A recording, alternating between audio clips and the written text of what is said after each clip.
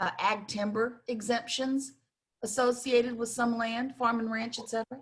Yeah, so if you got exemptions and you're going to change the commercial use of the land, be aware of rollback taxes, Oh, because that's one that'll go after you really quick. Because if you change the use, they may roll the taxes back for 5 years and retax the property based on the new use. So don't ever lose an ag exemption if you got it, for sure. I've heard about the rollback taxes. That's nasty. So again, y'all, what you don't know would shock you. And it's best to use the resources you have. We have a land institute with Texas Realtors.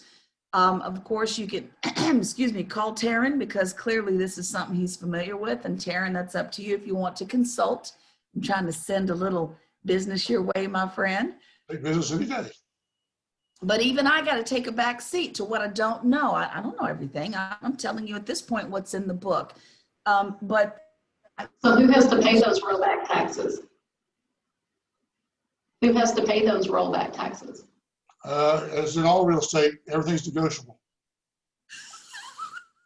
Usually whoever's doing the change, but if you're good enough to get it in the contract where the original owner pays his part of it for his years, most, you know, I mean, I've seen snakes get away with that, and they do. But just be very careful with it. It's key. But usually whoever's changing the value of the property will end up with it. But if you got the buyer, which is usually what I've done is the buyer side, you just need to make sure they're aware that when they change that use of that property, they could get hit with a pretty good chunk of change on a tax bill. Mish, to add to that, in Weatherford, I had the buyer on properties here, and it was a big parcel land. It was a developer. He knew he was going to have to pay rollback taxes, but the seller, and we negotiated on that, and it was about $45,000 worth of rollback taxes because he'd had it for a long time.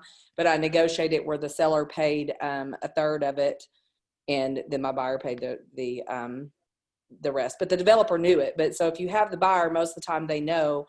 And a seller does not mention it most of the time. So just to add to what Taryn was saying. No, thank you. Stuff to ask. And of course, Gail is put into the chat. You know, again, Taryn mentioned it, the easements, water and sewer, and, you know, things to consider. I need to get this stuff brought out here because it's not brought out here yet. Taryn, do you have any experience with any of that? One thing I did want to say about everything is, environmental surveys on raw land, do it. Because you do never know what actually, it may look raw now, but 15 years ago, it may not have been. I deal with a property down in Aransas County that one is a big, Texas, it's one of the federal sites. And they're doing a bunch of remediation to it. Now they've got all their permits, except for one final parcel they're getting finished with. Got all their permits to make it basically clean. So the federal government will reinsure it again. But just those type of things, you never know. A site may look like it's pristine and never been used, but that may not be true. There you go, guys. And again, I can admit there are things I've never done. I don't work with. It's not my wheelhouse. And all day long, I would send that transaction right over to Taryn. We'd have to negotiate a split, my love. But, you know, I definitely send it out because it's just so not my thing. I see Gail has mentioned septic systems, et cetera. So there's a lot to consider when we're doing things we're not familiar with. What you don't know will bite you in the behind. Someone has mentioned that this class is a lot of information, and it is. One of the key purposes from my boss, she was just sharing with me, was to really expose people to the vast amount of information you don't know, so that you will begin to research, ask questions, partner up, pair up, use as Texas Realtors as a resource. That's why it's a certification and not that designation. But let's keep going because we need to take another move around the room and then get to a nice break and then do our final review. Definitely want to keep you all circulating. Commercial land here. Boop. Appraisal Institute, one more time, lists the following physical characteristics for some land here. Site size, shape, to include frontage that abuts a street or other prominent features, and I think Taryn had mentioned that. Dimensions are given in square feet or acres. How many square feet are in an acre? Please throw it in the chat. That was Real Estate 101. Who remembers that number? There it is. Now, who remembers the anecdote for remembering that number? Go for it, Erica. What was it? Do you remember? She's opening up her mic. I think it's 4 old ladies on the road driving 35 going 60 miles per hour. Yeah, driving at 35 miles an hour in a 60 mile an hour zone. 4 little old ladies doing 35 miles an hour in a 60 mile an hour zone. And those are your numbers to get you to your square footage for an acre. And as sad as it sounds, I actually run that little story in my head every time. Every time I got to remember the number. It's not on your quiz. I just thought use Google. Huh? I use Google. Google's good too. Google's on your cell phone. But that little story stuck with me all the way back to my time at Champions Real Estate. So there you go. 4 broads diving down 30.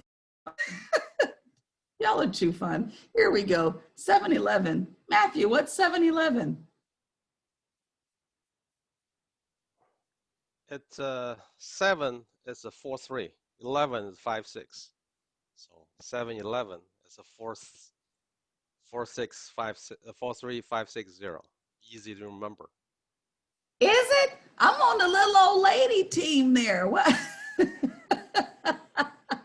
There's always different methods for doing stuff. Thank y'all. Here we go. Looking a little bit more. Corner influence pertains to frontage on 2 or more streets, and that really does matter. Excess land and surplus land is the part of the land not contributing to the value of the property's production. Utilities matter. Site improvements such as buildings and accessibility to include parking and access to streets and main highways and maybe even some railways, that stuff matters.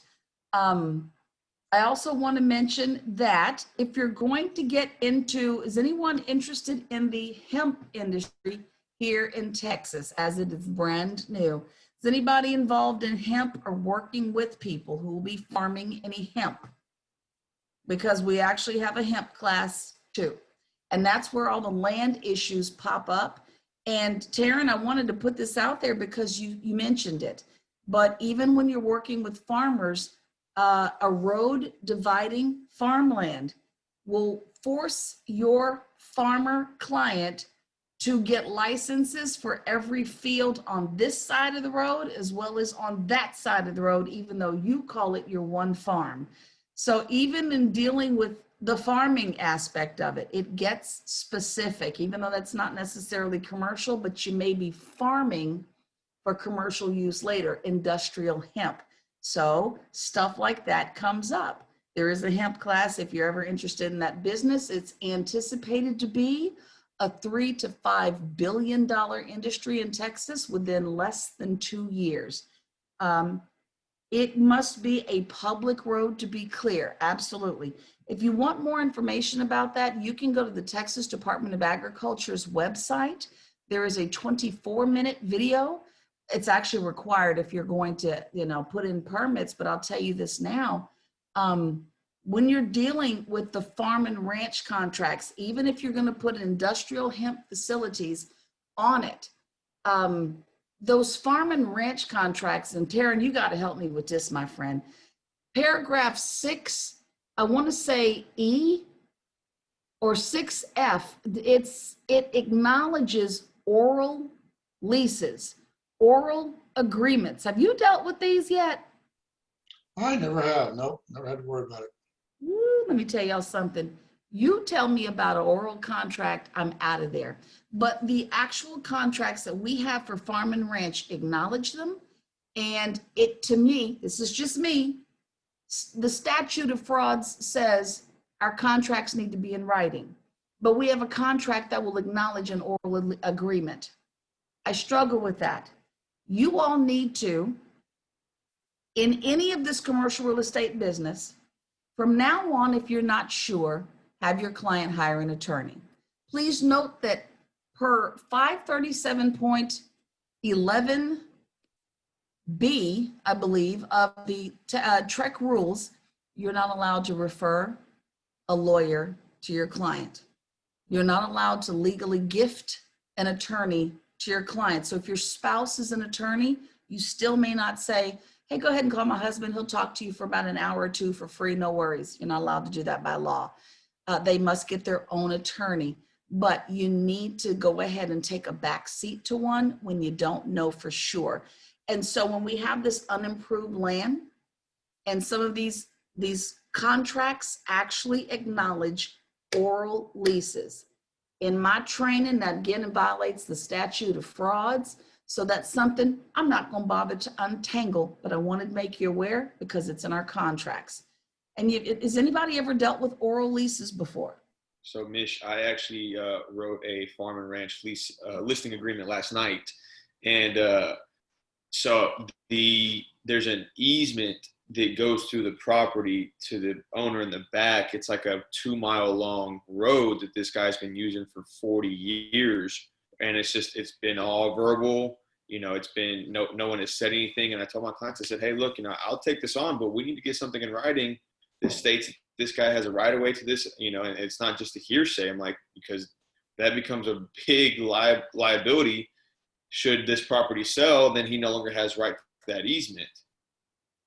Okay, there it is. And it is in the purchase contract, the Texas Realtors purchase contract. He's been using it for 40 years. If he's been using it for 40 years, he has rights to it. Oh, and I'm not saying he doesn't, but I need something in writing, Yeah. that can be provided. I mean, you would know.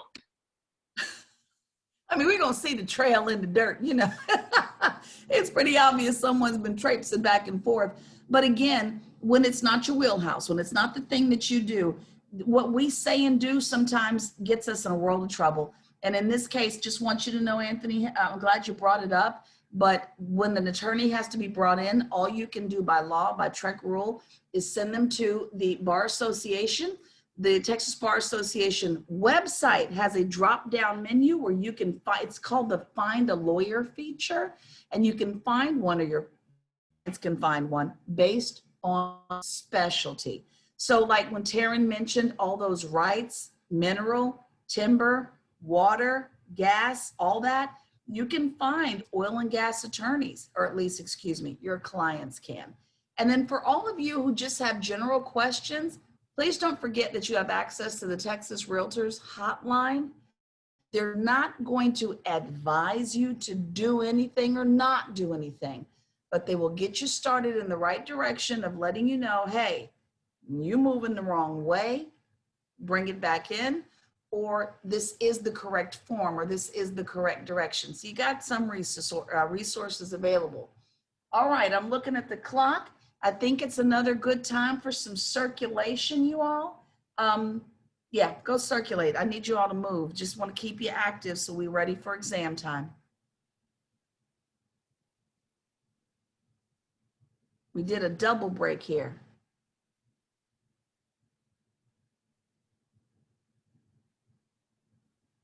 Look at John. John says Google gonna break on you one day.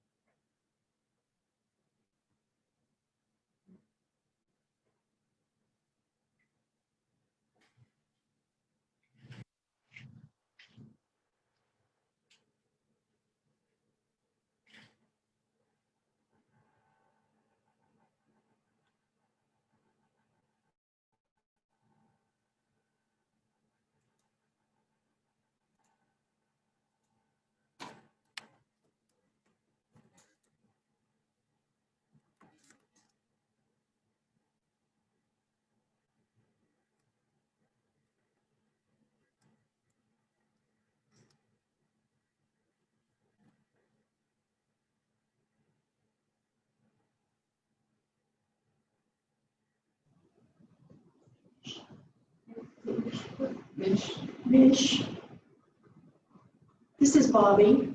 Did you ever find out if we don't pass, if we get to retake? You know, that's one of the questions I did not get an answer to. Let me Okay. email the bosses now, see if they're near a computer.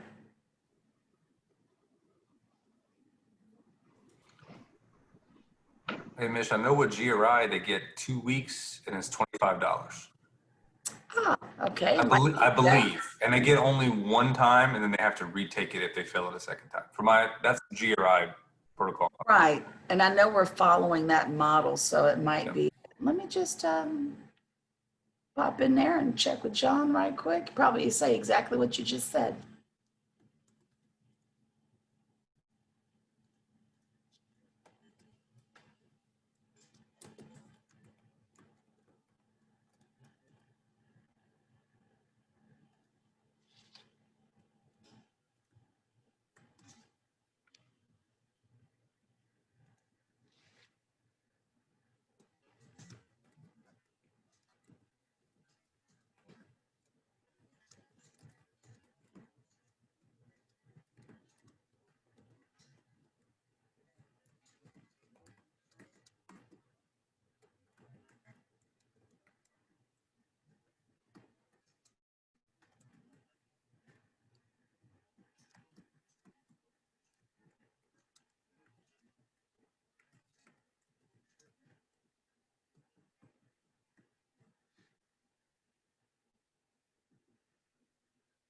Okay, question sent to the boss, dude.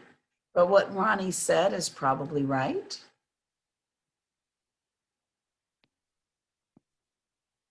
Hey, Mish, what was the difference between the certification and designation? That designation is a much more serious thing. This is just a certificate that we have gone over the information, you've been exposed to it. That designation implies a much deeper level of study. You know what I'm saying? A much more thorough knowledge. This is us spending 1 to 2 slides per concept and moving on. So you're being certified that you have at least been exposed to this information and that you can at least begin the process of doing certain transactions. But it by no means says, like a designation would, that you are proficient in all matters commercial. If you do a CCIM, we know you know what you're talking about in terms of especially investment and running the numbers. This doesn't give you that same strength. Thank you. It's much lighter. Yes, sir. But you knew a lot more now than you did before you walked up in here. I do a lot more. Mish, and when did you say that the commercial sales will be able to be credited towards the class, the certification? Beginning the first day you took this class. So if you finished something today, it would count. I close on one tomorrow. Well, there you go. It counts. What is the requirement again for that? It starts when you started the first day of class here. Is there a number of transaction or volume? 2. It was, Simon, you cut back off, but it was 2 transactions to be done within 3 years with the clock starting from the first day you took class. That's 2 sales transactions? Or a It can lease be or- leases, it can be sales, it can be purchases. What it can't be right now, we know for sure, is renewals, lease renewals. And I think the verdict is still out on if they're allowing for like sublets, because I actually had to vote for no subletting. That's not the work, you know what I mean? And assignments were also in question, and I don't have a response on that one either. But we know for sure no lease renewals, that won't count.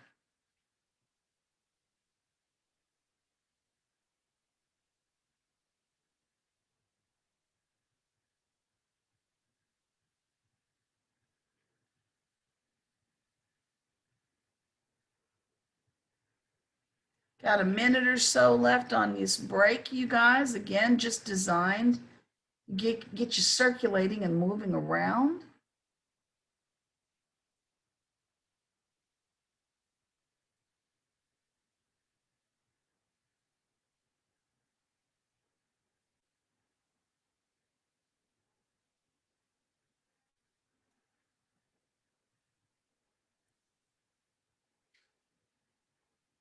We'll probably have one last break, and at that point, go ahead and clear your desks off, etc. Because at that point, once we take that break, when we get settled, it'll be time to go straight into review, and you won't have time to, you don't want to waste time, rather, clearing your desk, getting coffee, etc. So if you need it on this next break, be sure to get it.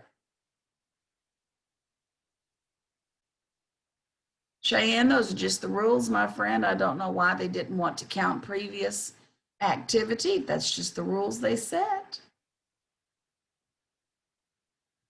Maybe they think you'll do something more spectacular in your transactions after you got all this great information.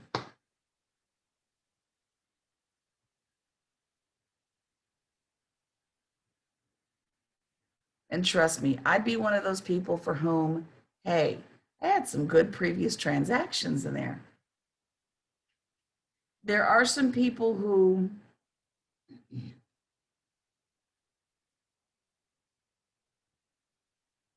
on the very first day of class, we went through what would and wouldn't count. And that's when we first mentioned that based on the very first day, from that day on forward for 3 years, you had to finish your 2 transactions. Nothing previous would count. And it is, but let me say this, there was a rule that said that if you've been practicing on this side of the line for, I want to say 5+ years, there was a caveat in place for you.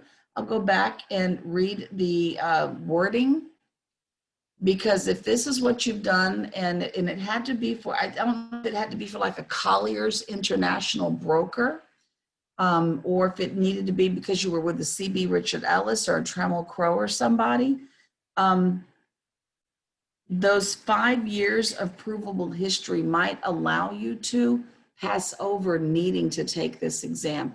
And again, we talked about it earlier. This is the molding of the clay. This is the work in progress. The things you all are asking now, that's the stuff that's going to shape how this looks for everybody else. So you all are our, we need you. You know, you're our guinea pigs, and I'm the guinea pig too, because I'm getting to see what matters to you guys, what puts you to sleep, what scares you to death. So all that stuff is coming up.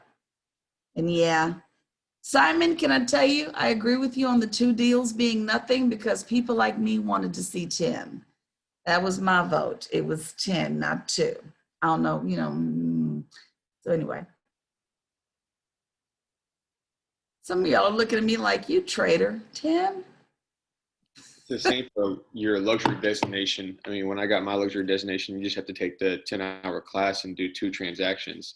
And luxury is only defined as double the average price point. So I was like, because there was some smarties in that class with me. So I was like, oh God, but only 2 and for luxury as well. And then when you're in a market that doesn't have a lot of luxury, you know, available, I can see where that number came from. But in my market, commercial is everywhere in so many different areas. You can bang that out really fast. So I felt like the number needed to be higher, but that was just my vote, and I got outvoted. So there you go. Simon, if 2 deals is nothing, pass some of these deals on to some of your colleagues who need some transactions. You share the wealth now. Look at little Lucy's like, yeah, help me out, man. So here we go. Allison, good to see you, my friend, over there in the corner with the ocean in the background. All right, so we are 1 slide and one slide away, and then we're going into exam review for the solo review. So let's take a look at this together. We do it on our phones first, and then we come back and do it verbally. So the last slide of the day, literally the last slide of the day, was this one, and it does have some exam related things on it. So the use that produces the highest residual land value is its highest and best use. Land residual value, it's a very important concept for us all to gather, because it's the basis for determining land value. So there are a lot of methods that are used for determining value, but to illustrate the concept, Your text utilizes land residual technique. Now, what I'm not going to do literally is end your day on a formula. Now, if you want a formula, we can go get a formula, but I chose not to end your day on yet another formula. So if you will go to page 105 on your own to see what that formula is for the land residual technique, it is there. But I made a choice, Rick, to not slam you with another piece of information because I'm taking into account some testing anxiety. Math has always been that sore spot for a lot of folks.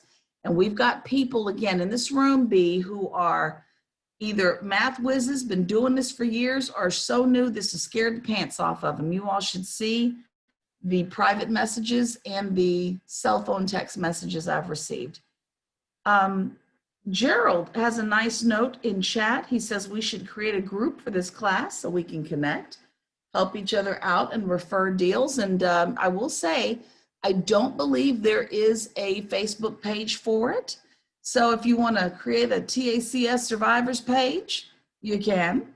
You might need one. You might need a support group. I don't know. But you all the feedback has been stored, written down, and again, we'll go into a report because after we finish 2 sets of eval, I won't hear from you again for a long time.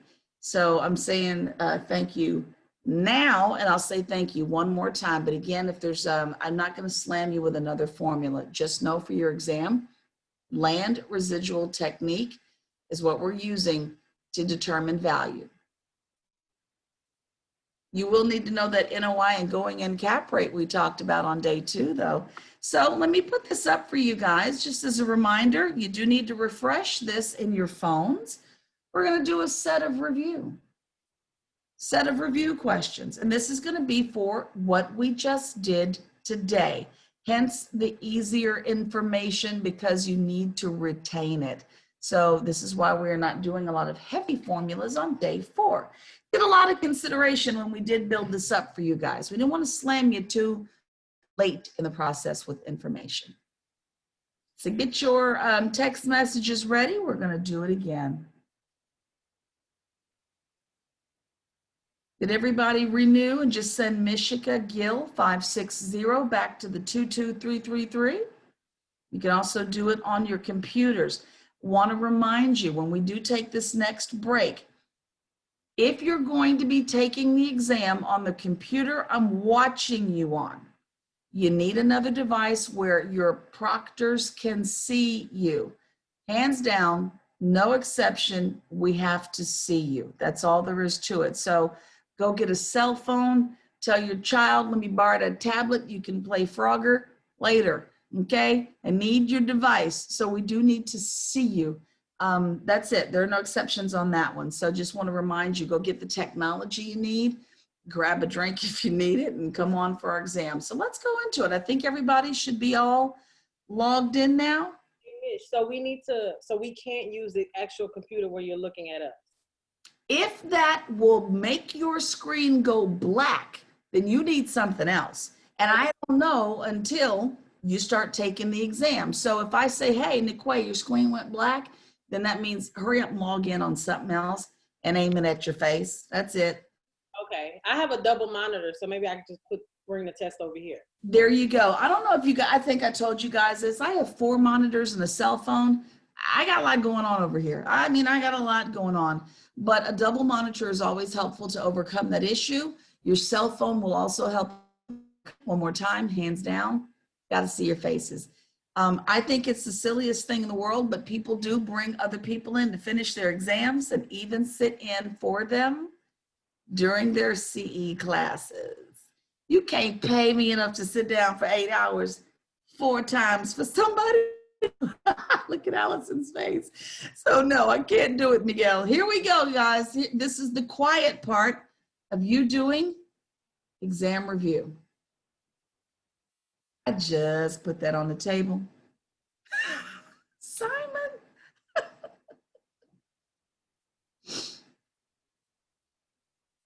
I'm dying here. Simon, I caught that. I don't see us locked up. All right. Property value. That means you remembered for the last 3 minutes what we just did. All righty.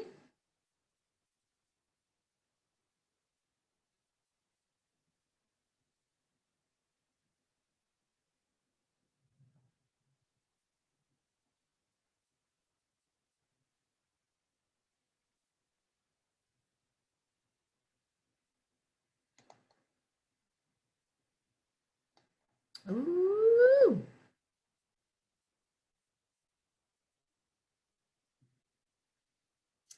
I see some concern in the cut. What? Waiting on us to lock up, see if we have maximum number of people answering there.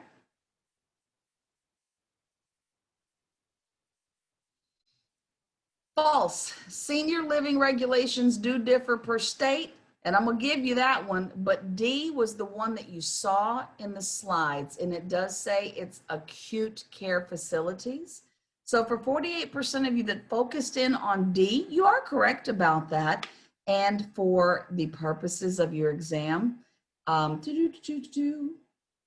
B, they do differ per state. Some states will regulate, some won't. So again, for your exam, senior living regulations do differ, but from state to state, and acute care facilities are the ones that are state regulated.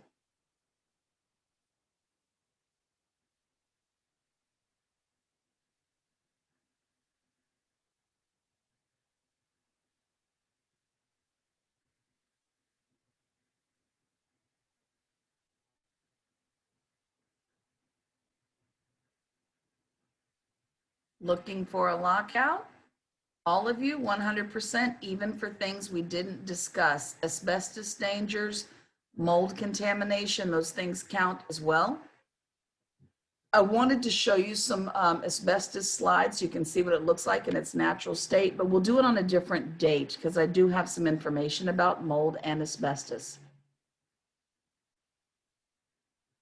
And I'm going to give you time to write these things down if you'd like to.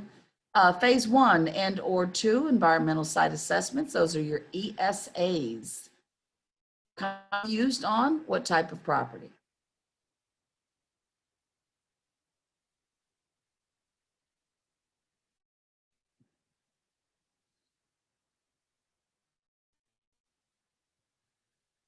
There you go. Manufacturing and warehouse, which would imply industrial for you. It would imply industrial. So manufacturing and warehousing is where you're more, where you see these more commonly performed. Doesn't mean office buildings don't get them. Gerald, as a matter of fact, this came up in our conversation. The reason why my office building needed a phase 1 was because it sat next door to a Shell gas station, underground tanks, potential for leaking. That's why my office building that had nothing but doctors in there needed an ESA, because it was next door to a gas station.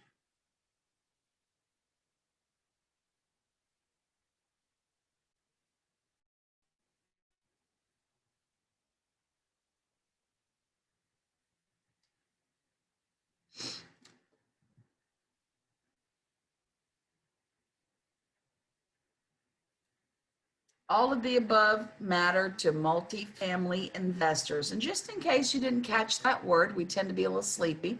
This was for multifamily, so that value per door, turnover rates, and absorption rates all do matter.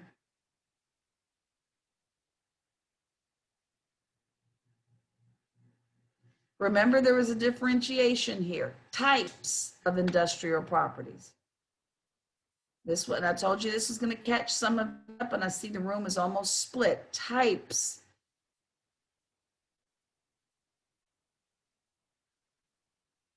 The right answer was A and C. Remember, uses may be heavy, medium, and light, but the types of industrial properties were heavy and light.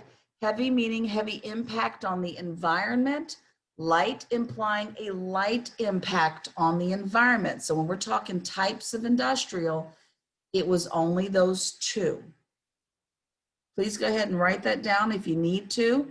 And also Simon is offering $1,000 per day, asking $1,000 per day. He'll sit in this classroom for you. Your next session, he is offering.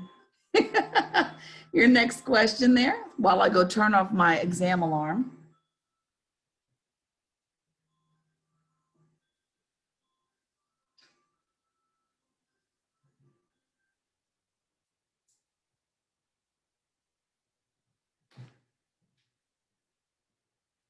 Oh yeah, you guys got this big time. Bam. Signage necessary for retail, even down to the pylon sign. It matters. I'm not pulling in if I don't see the store that I want to go to. Office buildings, not so much, because tenants tend to be contained inside. All right, according to the NAIOP, a low rise has how many floors?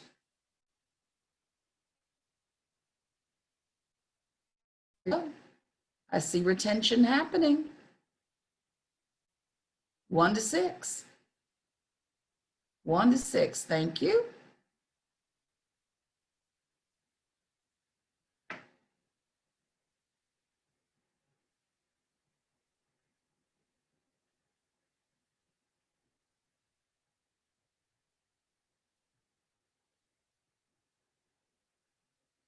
This one is a reader. Gotta read. No jumping. We're locked out. The answer was B and D. Take a look. B was a score based on all the cool stuff that's within walking distance. That's the desirable stuff that you can walk to. And the reason C doesn't work, and none of you fell for the okie doke, was our radius was 1 mile. But don't forget, it does have a range of 0 to 100, with 100 being the best score. But don't forget, what also matters is it is based on all the stuff that's in walking distance. So B and D counted here. I'll give you a moment to write that down in whatever way makes sense to you. Again, it's, hey guys, Bobby and Sherry, how are you ladies doing in there? Sometimes I fail to say hello to you. Y'all all right? Fantastic. Moving on. This one I didn't cover with you, but floor area ratio, I want to see where you land with it, and then I'll go ahead and give it to you.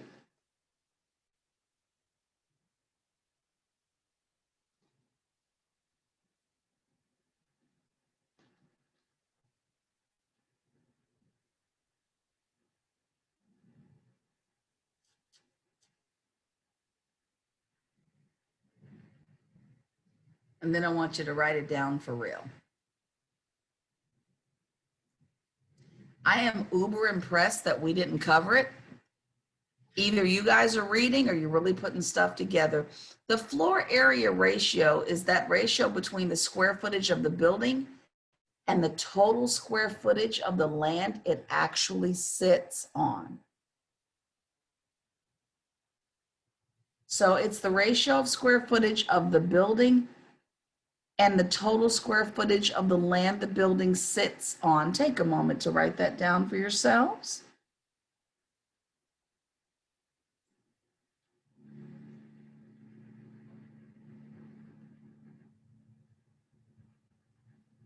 Give you all a moment to go ahead and get that down, and whatever verbiage works for you. Floor area ratio, FAR, ratio between square footage of the building and the total square footage of the land it sits on.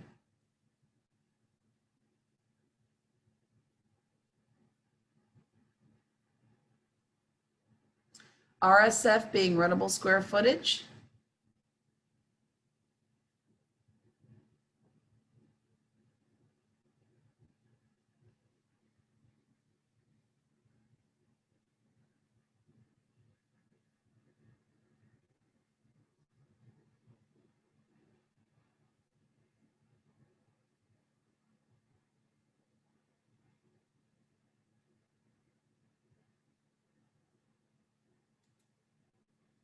Multiplying the load factor by the usable square footage will help you get rentable square footage. Thought I'd turn that sucker off. There we go. Again, your rentable square footage, what we're actually renting, even though we're not using it, is we're renting it. We're going to multiply that load factor by what the usable square footage is.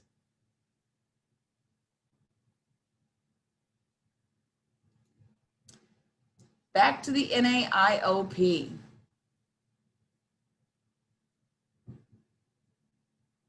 What's the most common reason? You guys went to it immediately.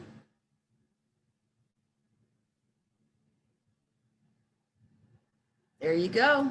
100% neighborhood. Remember, neighborhood shopping centers.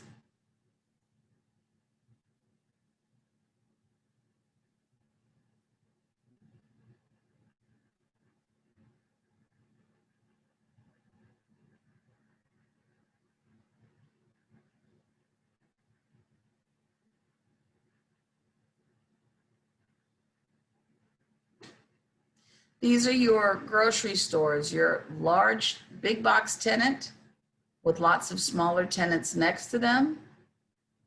What's true of these people?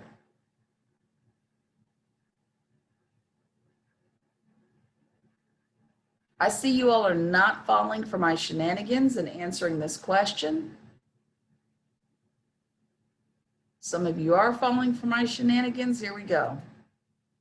The correct answer here is they are paying lower rents per square foot. That means the rate they're paying is lower because of market visibility. So some of you did fall for my shenanigans. And then of course, percentage rent is common. This is something we didn't cover, which is why I needed to get it in the exam review for you. So lower rents due to market visibility is a factor for them. I'm not going to charge Randall's as much per square foot as I'm going to charge Pop Shoelace Shop. Okay, I'm going to give Randall's or HEB a lower rental rate because of the visibility in the market. The reason they're there is to attract people to the mom and pop shoelace shop. So I am going to charge mom and pop more per square foot. I just am. And so that's a factor there. Percentage rent is something we did not go into detail about, but I will tell you what it is in just a moment, just to review it, and we're going to go over it again.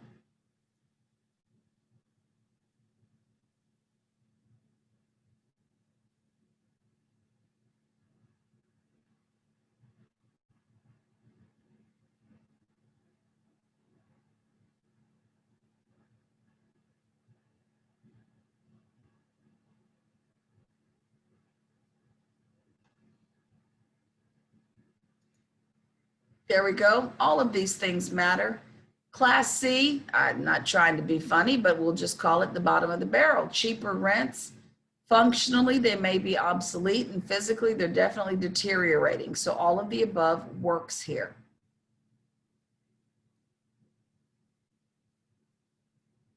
Did it advance one slide? Let's try again.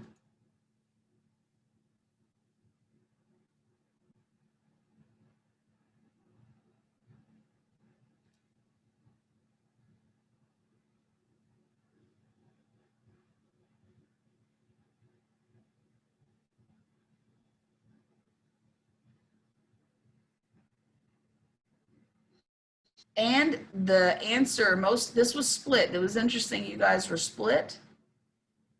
A and C, they're both true. They are common in residential mortgages, and they prohibit the borrower from assigning the loan to the buyer. In commercial, we can do that much more often. So these due on sale clauses tend to be residential in nature. And they also will prohibit the borrower from assigning the loan to the buyer. So A and C are true. Interesting split, but that still means 50% of you got half the answer correct. So take a look at that. This is the moment when we're going to take, you've got to love it. We're going to take our last little break about right here. I got one notation for you, percentage rent. We'll cover it later. But I will say this, percentage rent National credit tenants have a tendency to use this. It's because they've negotiated a better rental rate January through December. And when they, at the cash register, do better business and they make more money, this is about their income now, then I, as the landlord, am going to collect some of their cash register money, some of their sales, in exchange for that lower rental rate I gave you all year long. So that when your clients or your tenants perform better at the cash register, I get some of that money in the house. That lets me supplement what I kind of gave up by giving you really good. Matthew, you have got to put your face on camera, my friend. Come on. So that lets me allow you in, and I know you've got seasonal business that's really good. I always use Victoria's Secret as my example. In the chat, my gentlemen friends, what 2 months of the year do Victoria's Secrets tend to do? Does Victoria's Secrets do better business? What 2 months? February and December, absolutely. So even as a retailer, when we managed the mall, we gave percentage rent to Victoria's Secret. We kept the rent decent, a nice low amount they could afford. Sharpstown Mall being the, oh, there was a word for it, being the questionable place that it was not your place to go to run in and out for your Vicky's Secret. They knew that and we knew that. So we gave them nice low rents in exchange for some of that cash register money that they made during February and December or whatever months they did better business in. There's more to that. We'll discuss it another time, but percentage rents do tend to be charged of bigger tenants. Now, with that said, this is your last break. We're going to go ahead and get any calculators, extra devices, paper and pen. Be ready to record your answers in case of a glitch, because a few of you have glitched. Today has been a glitchy day for me. When you get your link at 3:30, because monitors are ready, but not just yet, but at 3:30, when you get your link, if you don't see it in your email, you might as well pull that up now too. But when you get your link, if you don't see it, you're going to use your chat to let the monitors know, I don't see my email. Do your best to refrain from any outbursts out loud, because some people would be mid-exam by then. Anything else you guys need to know? Not much, but we're going to do it verbally and then we're going in. So take yourselves another good 10-minute break, circulate, grab coffee, stay awake, clear your desktops, make the client calls, just whatever you need to adjust, talk to the kids, talk to the spouse, and be ready to get her done, y'all. Monitors, we have 30 minutes and then we do it. Nish, at this break, should we go ahead and transfer to our phones, or will we have an opportunity to do that right before we start the test? If you know your devices well enough to do that, but if you'd like to do it now, then do it now. That way, if something glitchy happens, you don't lose test time. Thank you. Fair question.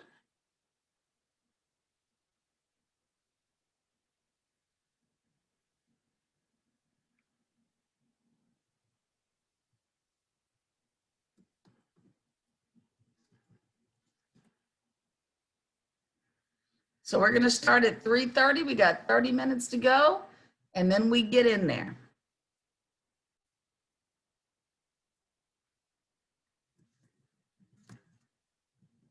And monitors, if you have anything that you need to say or add or whatnot, you know, when we come back from this break is a good time to make any final announcements. Thanks.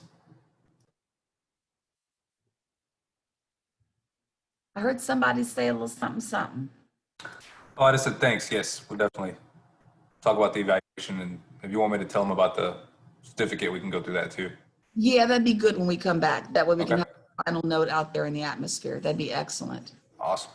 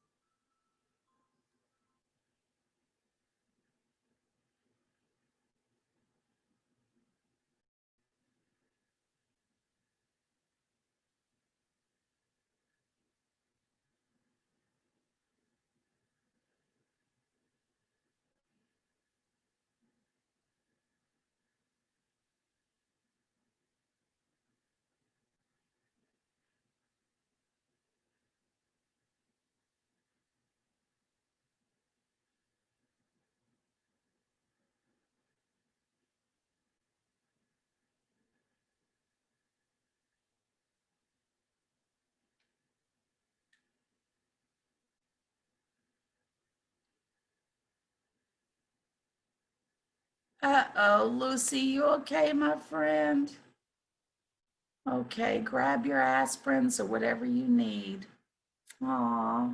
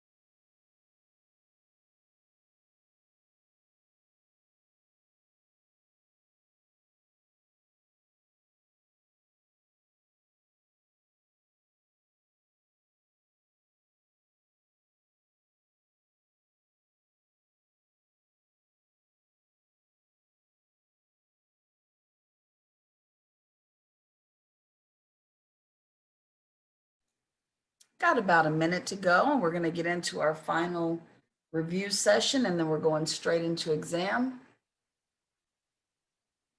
Excuse me, about 4 minutes. I don't know why I said one, about 4 minutes, and we're getting into our final. I know, Miguel, it's almost over, my friend. It's almost over. Again, if you need to circulate, move around, if you're just 2 seconds off a good head roll, go ahead and get on up.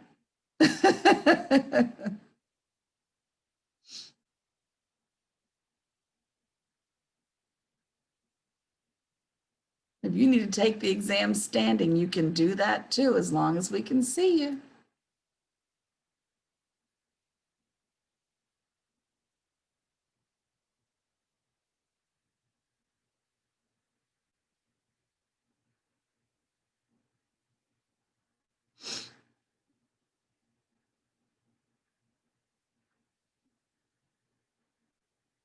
Twenty, whatever you set up is working. Definitely can see you on 2 monitors, so that's great. She got her technology set. Yes, ma'am.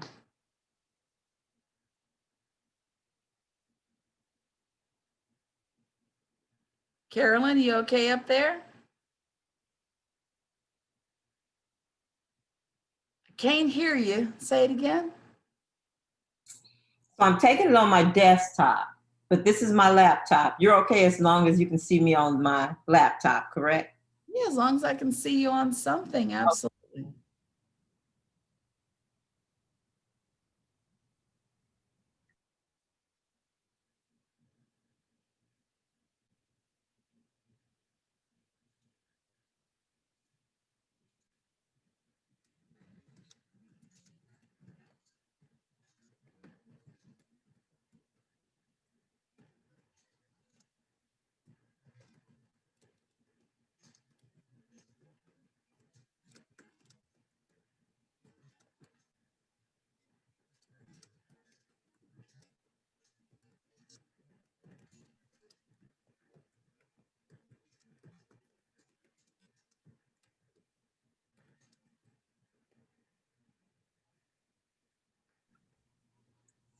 Miss, you said we can't start until 3:30? Right. Yes, ma'am. All right. The exam is timed. If you were to start now and you're trying to listen and take it, you're going to lose time because it will log you out in 90 minutes. It's not even, I'm just saying, oh, you got 90. It's got a clock on it, and that clock will make you nervous. Okay, looking up at that doggone clock. So what you do is hit that button, okay? Because it really is timed. And again, it's not just us saying, oh, you got 90 minutes. All the thing is running a clock. It actually adds to the issue. Joe is asking me, do I see 2 monitors? I'm looking around. Let's see, Joe Eccles looking, I see Joe on 1 monitor looking for a second. Because 1 is still trying to connect to sound. Joe, do me a favor and give me a hand wave. I can't see the second one. I see that first one. I can see him. I just need to see him on 2. Yeah, I can see him on 2. That's good. There's your second one. Thank you, Joe. He's on 2 different screens for me. Yeah, he's the Samsung. I'm gonna rename him now. Oh, great. Thank you. And I saw the Samsung connecting and now I see him on the other one. Yep. Wonderful. All right. Well, this is working out great. I understand that some of you received your exam early. I have asked you not to take it until 3:30.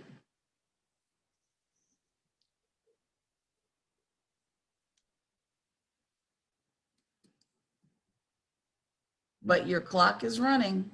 But you can't do that and listen to this review. So the person who fessed up, you got to stop. And no, we're not sending the link yet. Not yet, not till 3:30. I apologize. I sent it at 3. You I see me know. on this new device? Yeah, I was aware. I wasn't going to out anybody, but since someone asked out loud, No, I fess up when I make mistakes. We're good. We all do. Are you kidding me? This whole thing has been an experiment. What else can happen? So I was so used to like I'm so used to GRI being like 3 o'clock, send the link, like clockwork. So yeah, 3:30 to 5, hour and a half. We got our 90 minutes. So for those of you who started, I've got a real issue with that because we're about to do exam review and that jeopardizes everybody else's ability to review.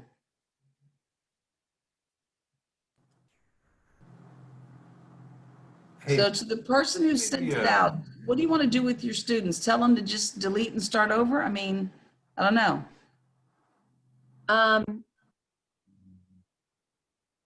I hope it wasn't a Metrotech person that started early. Yeah, they wrote it in there. Everybody can read it. Okay. And it really puts me in a spot because now I don't want to do exam review. That's the problem I'm having with that. I'm sure you can kind of see where this gets a little funky. I don't see where it's in the chat, by the way. I so hate to call names. You can privately send it to me and I will Okay. talk to them. Okay. And by the way, real quick, one answer to everyone. I did reply on a retake policy.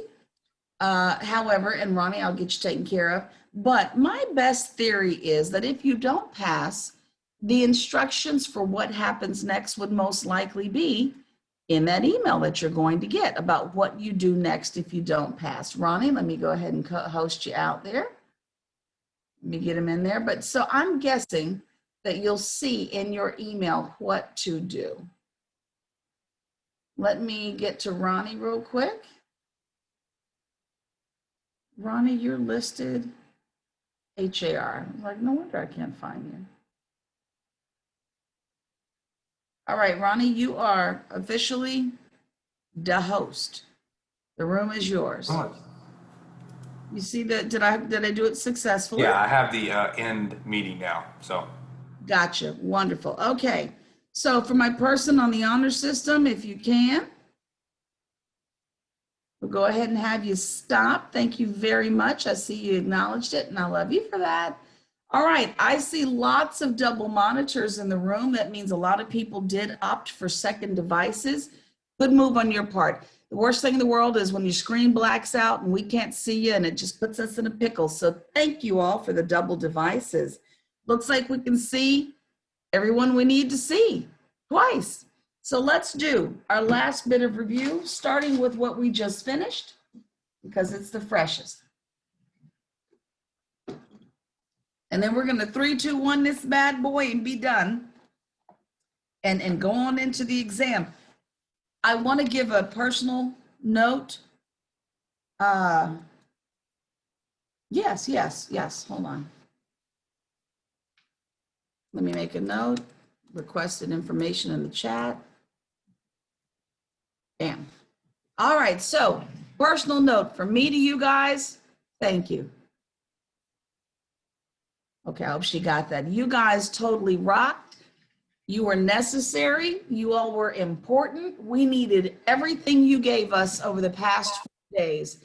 Me, the monitors, my bosses, everybody. It cannot be easy to be you guys, but you got in here, you dealt with every typo, all the misnumberings, all the teeny tinies that make a first time out unique. I'll just say that. We'll just say it was a unique experience, but everything duly noted, all the brand new questions that we didn't anticipate, written down and accounted for so we can see if we can get some better answers for future first timers. So you all played a massive role in making this better for everyone who's going to come up behind you. And isn't that always the way of the first? You always got to suffer, and then the young siblings get it better than you got it. Way life. Thank y'all so much. Put your devices on mute. I hear an echo for myself. There we go. And we're going to go ahead and do our exam review. Thanks again. I think we got most questions answered. And feel free to email or text or call if there is something you need that just didn't quite get taken care of. Let's do today. We're going to hit it. What is the technique that we're going to use to measure property value when we're just talking about commercial land? What's that technique called? Looking in the chat there.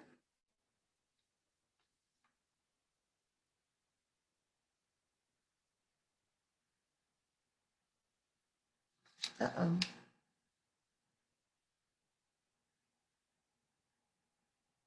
Land residual technique. That is the technique we're using right there to measure for property value. Highest and best use is not necessarily about value, formulaically speaking. All right, so here we go. This was a lengthy one, but take a listen. All senior housing is regulated by the state. Is that true or is that false? It is false. Now answer for me this. What is regulated by the state? What kind of senior housing is regulated by the state? There it is, acute care facilities, all right? How about this? What types of environmental concerns should agents be familiar with? There's about 4 of them. Actually, there's only 3. What kinds of things should we be familiar with? Mold is one. Asbestos, brownfields, soil contamination, all of those things count. Absolutely, you should be familiar with those things. The ESA, or an ESA rather, excuse me, I'm reading MSA in my brain. An ESA, an environmental site assessment, is most commonly associated with which property type? Where might you need a phase 1 most often? Industrial, absolutely. Multifamily property owners are interested in what kind of metrics when they're considering an investment? Are they interested in value per door? Are they interested in turnover rates? Are they interested in absorption and occupancy rates? Absolutely. And they're interested, yes, yes, yes, and all of those things, yes. According to our friends, the NAIOP, what's the most common type of retail structure? Most common type of retail structure. A neighborhood shopping center, absolutely, a neighborhood shopping center.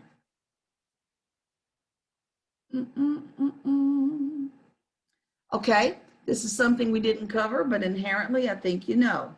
When we're looking at major anchor tenants, which of these statements is not true?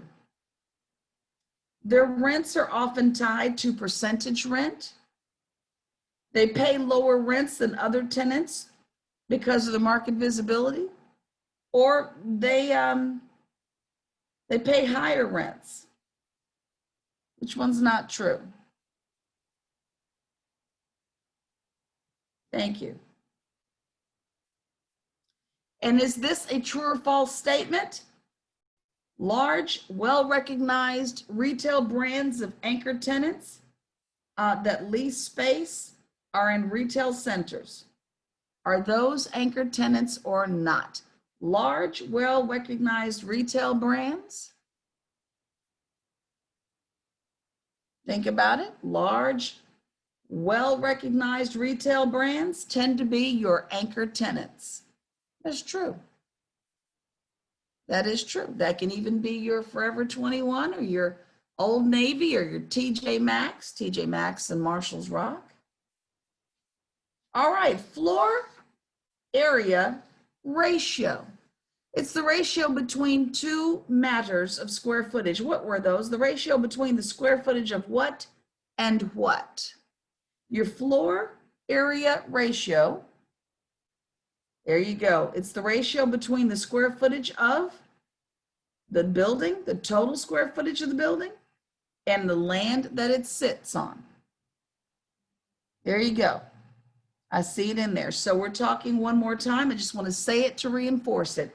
Your floor area ratio is the square footage of the building to its total square footage of the land that it sits on. Walk scores. I'm going to read some statements about walk scores. Just tell me if they're true or false. Walk scores have a range of 0 to 100. The best walk score is a 100. That's true. Walk scores are based on the number of amenities that are walkable or nearby to the property. Got thumbs up from Taryn? Absolutely true. And they're typically used for multifamily, retail, and office type properties. Those are absolutely true statements. Yes. You guys are doing great for the new section of class. Class C properties. Tell me some things that are characteristic of Class C properties. And this question doesn't specify, residential versus, there you go, residential versus commercial use. Lower rents, deterioration, physically obsolete, functionally obsolete. All of that is true. All of those are great characteristics. According to our beloved NAIOP, how many stories might be in a low-rise building according to them? How many floors? 1 to 6. I see it, Taryn. Taryn, you must play baseball. You are good at the signals, my friend. Good at the signals. Here we go. Office space rents. It can be calculated based on the tenant's rentable square feet, and that's going to be determined by multiplying what? Do you remember the things we're going to multiply?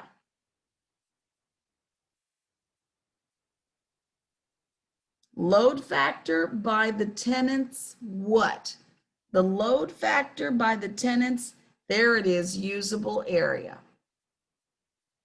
Load factor multiplied by the usable square feet there. There you go. Patty got the full answer. So did Lucy. Amazing. If it helps you at all, we're going to load up that square footage by looking at what they're using. We're going to load it up, and that's where we're going to get that rentable number from. That's how I tend to remember things. We're going to load up that square footage. All right, here we go. Which one of these organizations is valuable in giving you some key insights into the industry? Would it be ICSC? Would it be IREM? BOMA? Of course, the NAIOP, the SOIR. Exactly. The one I put in there that should have thrown you for a loop was ICSC. That one is specific to shopping centers, malls, really. But all of those are key. All of those are key. And here we go, moving on to another day. If an investor sells property, it's got an existing loan, and the existing loan is, they're going to sell it below the current market rate, the buyer may choose to assume the seller's loan. Is this typically allowed in commercial real estate loans? Yes, it is. What's the clause that that would have made that impossible if it was in the loan? What would that clause, if it was in there, that would have been indicative of a residential situation. But since we don't have a due on sale, then yes, we can in commercial real estate loans. Fabulous. Moving forward, the Dallas-Fort Worth, Arlington area is called a what in Texas? Metropolitan Statistical Area, or an MSA? Absolutely. Let's see. Commercial real estate loans are based primarily on what? What are we looking at when we're basing whether or not someone or something is loan worthy? We are looking at property performance, absolutely. And the other factor might also be property's performance, and there's one other factor. It's the condition of the property.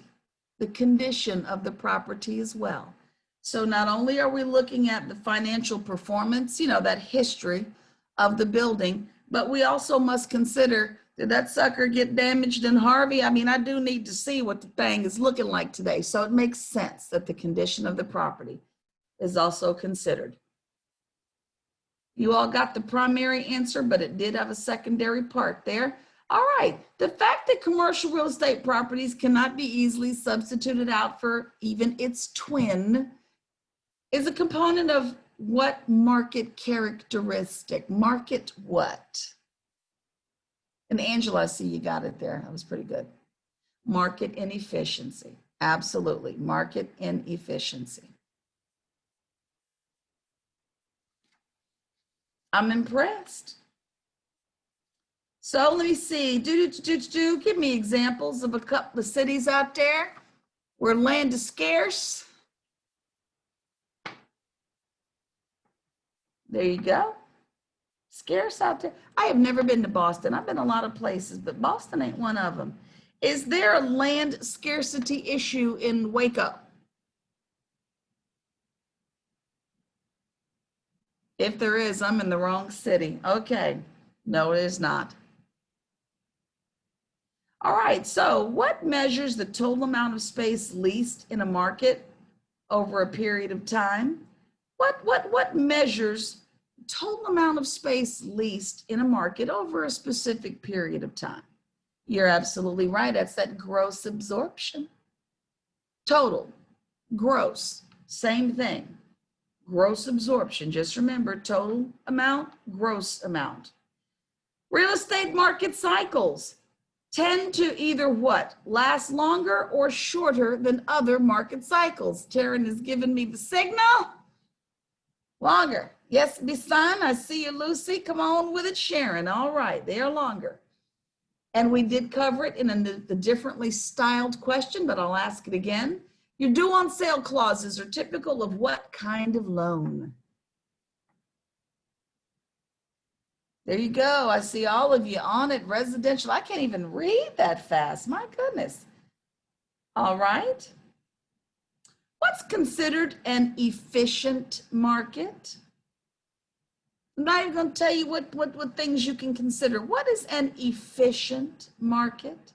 Give me some examples. Stocks, bonds, equity markets, those are efficient. Of course, what is not an efficient market? Residential real estate, commercial real estate, neither one of those is efficient. Does not move on a daily basis. Let's see, that is all covered. All right, moving on. Let's hit your new questions. We had a couple substitute questions here.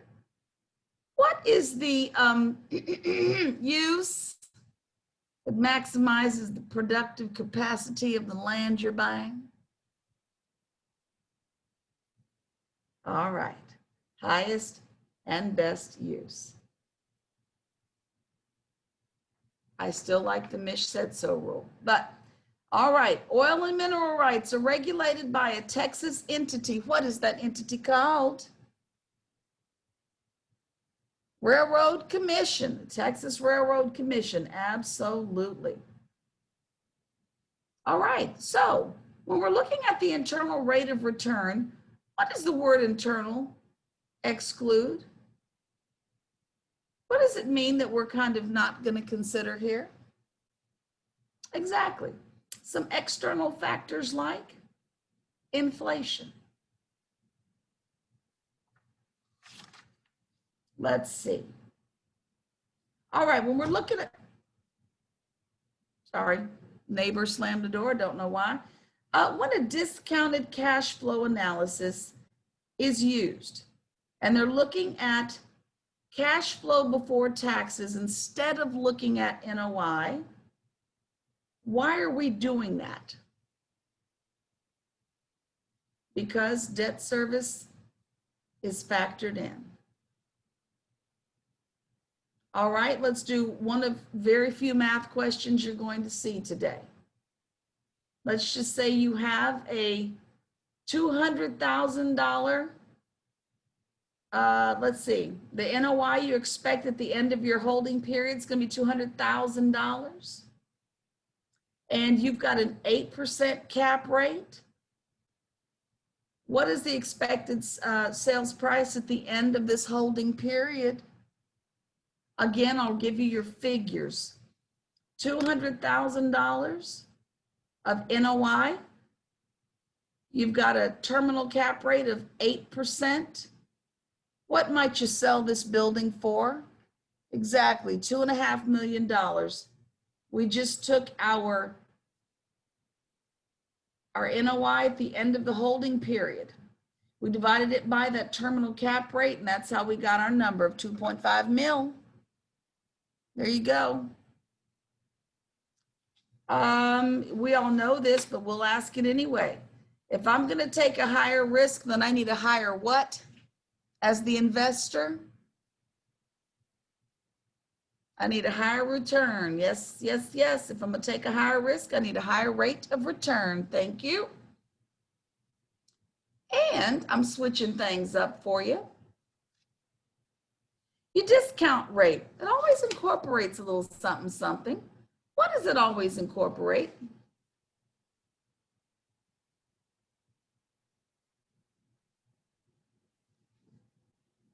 It always incorporates, I'm going to give you this one, two things. I already know where you went with that question, but the question you all actually answered was the question of, what is a discount rate? Well, it incorporates the investor's risk premium, and that's true enough. But there is another question that's very similar to it, and it says it always incorporates, and that's going to be the tricky one. Your growth rates and your risk premium. Your growth rates and your risk premium are always incorporated into your discount rates. But your discount rate does incorporate the investor's risk premium. Keep your eyes out for that one. There will be moments, just like in the GRI, when you get questions that are back to back that just about look the same. Can't do anything about that one right now, except let them know that those two questions are there and they're kind of tricky looking, but just be aware that they're there. And don't spend too much time going back and forth going, hey, didn't I just answer that? I'm letting you know now that unless they altered that, these questions do look similar, just like a couple of them in the GRI. Don't want you to get hung up. So now be careful of this. Some of you are going to absolutely lose on this one. When we're looking for the current value of an investment and we're looking at the cash flows over the holding period and we're discounting for time, what's the formula?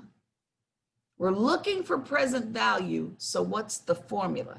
And you don't need to put PV on there just so we can keep it simple. What's the formula we're looking for when we are trying to measure for present value?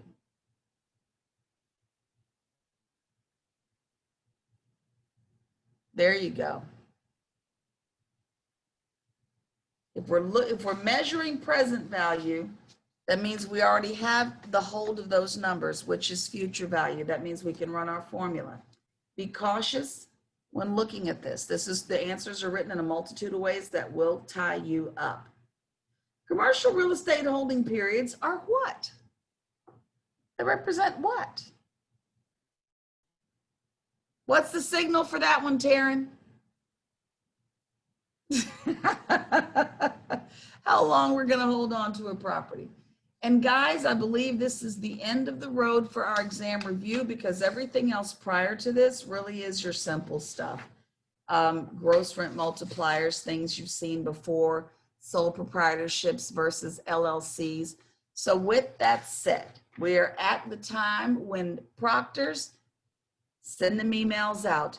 Every single one of you, Gwendolyn, all of you, thank you. Shane, Bobby Sherry, Gail, Raquel, I can't call every single name, but you all have made this absolutely fantastic. Flor, Allison, thank you all very much.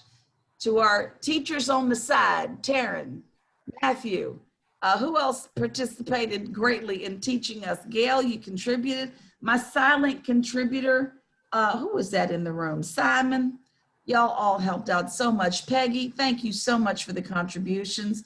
Quentin, Love it. John, all of my skilled folks, thank you for your patience with the new folks. With that said, you should have your exams coming in your emails. Hey, Mish, do you mind if I say a few things? Absolutely. Hey guys, just FYI for HAR members, or at least the people to sign up with HAR, there's also an evaluation link in that email. I'm sure the other monitors also included it. Be sure to click that link and fill that out. You can do that after the exam if you'd like, but that'll also help to make changes or anything to this course that need to be done.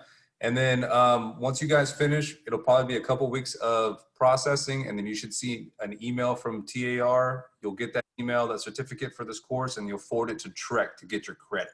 You'll email it over to Trek. It'll tell you the email address in that email that you get from TAR, and that's all you need, really. I'm gonna send the test right now. All right, and Trek is obligated to get you your credits in 10 days. So when you send it, check it within 10 days. Good luck, everybody. Also, don't worry about checking out. Everyone with HAR, you're checked out, so you're good. Once you finish the exam, you can log off.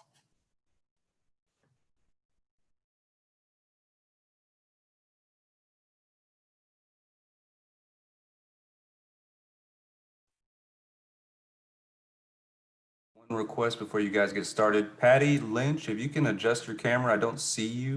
I'm not sure. Just need to make sure we see you during testing. Seems to be grayed out. I've lost connection.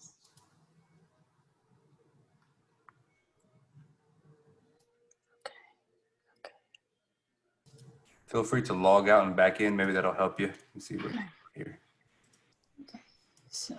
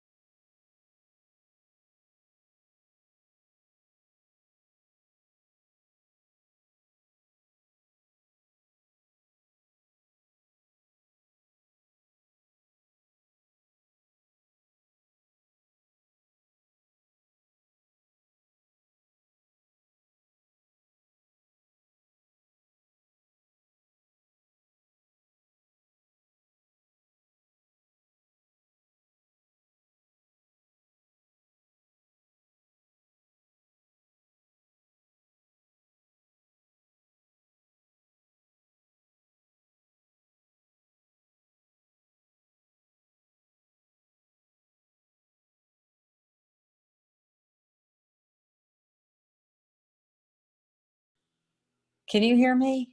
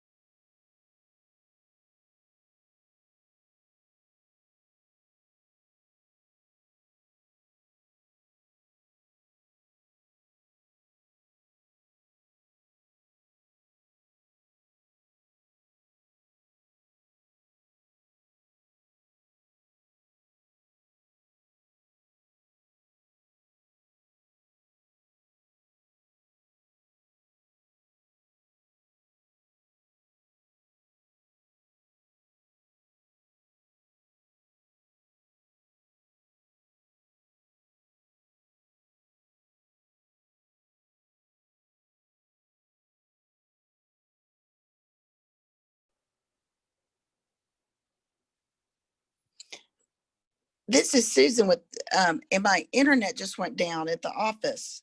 I'm trying to get it back up. I'm taking my test at my office.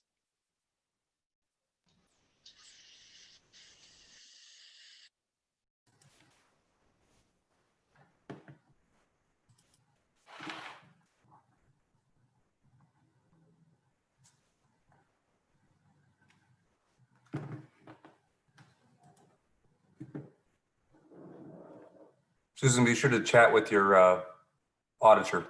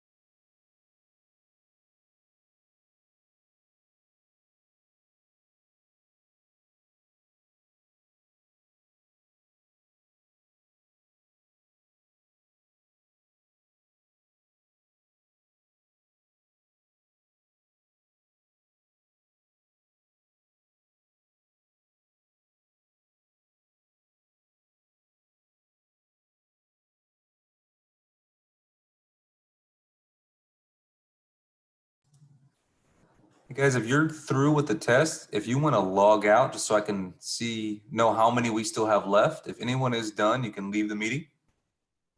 Thank you, guys.